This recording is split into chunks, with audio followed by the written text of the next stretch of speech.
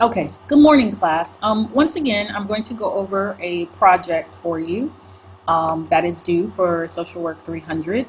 And you'll be working with secondary data using the Louisiana Slave Database, which is a database that I found quite by accident on the internet, but it's very useful for practice learning how to use SPSS. I'm not going to read all of the slides word for word.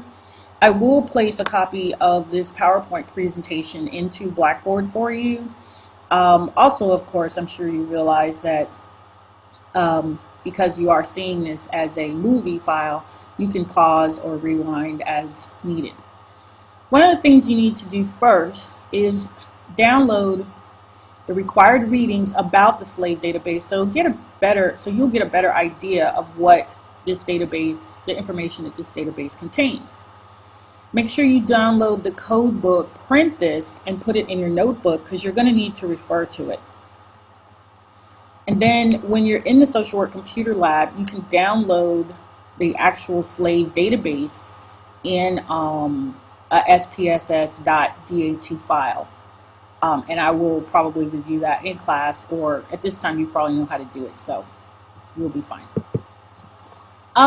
These databases describe an individual slave, primarily in the Louisiana area. It's a good tool for researchers, those of you who are history majors.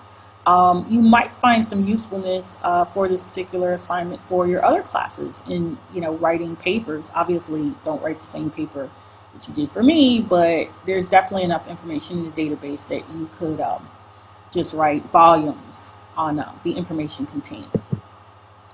The database is useful, I think, in terms of historical research and interpretation of what was happening with slavery in the Louisiana, in the southern area of the country.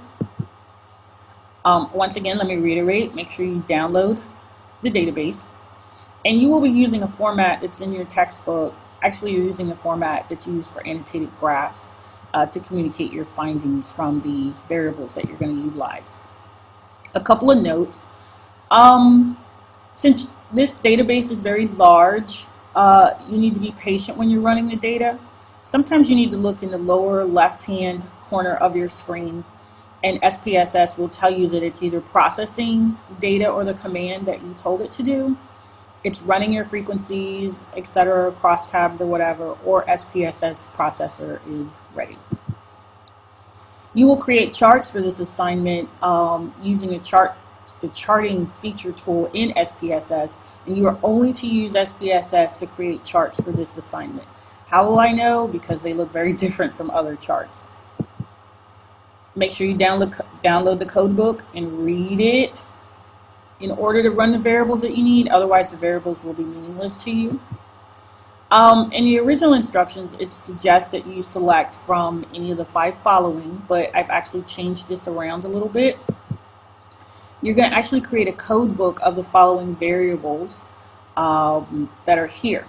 Now, if any of these variables have more than 7 values, then you need to recode the variable. And recoding is all in your textbook.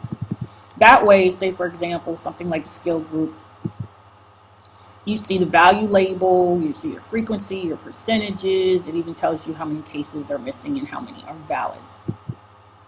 And this is sort of what your bar chart would look like for this assignment, but this is just an example. Make sure you include the correct titles, legend, and source.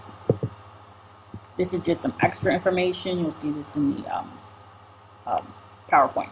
Okay, assignment instructions, read, download, create your code book, create your 5 graphs, write interpretive and descriptive paragraphs, turn in your paper, APA style, include one map of one African country or origin, and include a PDF of all syntax and output files. And as you can see here, I found a really good map. This format is in your book. These other 2 slides on manumission, and you can read it at your leisure. We won't be doing this assignment this semester, although you might see it on a quiz. And of course, this is one of the most famous slave pictures. Remember, see me if you have any questions.